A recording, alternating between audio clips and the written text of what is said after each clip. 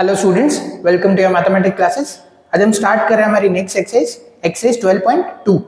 पूरी एक्सरसाइज 12.2 हमारी वॉल्यूम्स पे बेस्ड है। तो देखते हैं फर्स्ट क्वेश्चन क्या है इसका। फर्स्ट क्वेश्चन है, a solid is in the shape of a cone standing on a hemisphere. एक कोन है जो कि एक सॉलिड है कोन, और जो हेमिस्फीयर के ऊपर खड़ा है with both their radii being equal to 1 centimetre. Obviously hemisphere के ऊपर आपने माउंट किया है क्या, कोन, तो दोनों कैसे फिट होंगे। एक हमने टॉय का क्वेश्चन किया था पिछली एक्सरसाइज में 12.1 में, एकदम सिमिलर क्वेश्चन था, उसमें एरिया निकालना था। उसमें हमने क्या देखा था, हेमिस्फीयर के ऊपर कोन है, और ये भी सिमिलर क्वेश्चन है, इसमें बस वॉल्यूम निकालना है। तो यहाँ पे दोनों एक दूसरे की, वो टॉय का क्वेश्चन था, दोनों एक दूसरे के ऊपर तभी फिट होंगे जब दोनों का रेडियस सेम होगा, हेमिस्फीयर का और कोन के बेस का। With both their radii being equal to 1 centimetre, दोनों के रेडियस 1 सेंटीमीटर गिवन है। And the height of the cone is equal to its radius, मतलब हाइट भी जो कोन की है वो कितनी है, 1 सेंटीमीटर ही गिवन है। Find the volume of the solid in terms of pi. जो आंसर है हमारा, वॉल्यूम जो निकालना है हमें, वो पाई की टर्म्स में हमें निकाल के देना है। तो अब क्या करेंगे, हम सबसे पहले डायग्राम बनाएंगे। डायग्राम कैसे बनेगा, एक कोन है, ठीक है, और कोन का जो हमारा बेस है उसमें हेमिस्फीयर है। A cone is mounted on a hemisphere, standing on a hemisphere, ठीक है। तो ये हो गया हमारा क्या, कोन, ये हमारा कोन है। और कोन की, और ये जो कोन है ऊपर वाला और नीचे वाला हेमिस्फीयर, इन दोनों की रेडियस 1 सेंटीमीटर गिवन है हमें।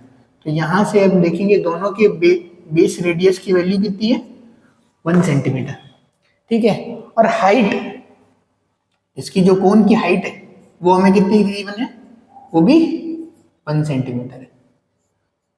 हाइट और रेडियस दोनों 1 सेंटीमीटर की गिवन है। तो हमें निकालना है इसका, ये जो स्ट्रक्चर है इसका वॉल्यूम निकालना है।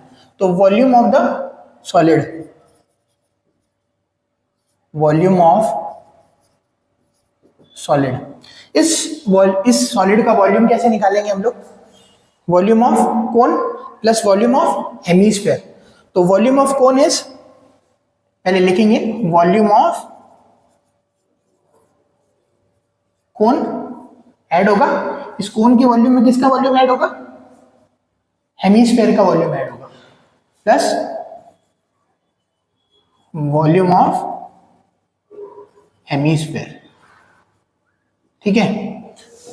Volume of cone is 1/3 pi r square h.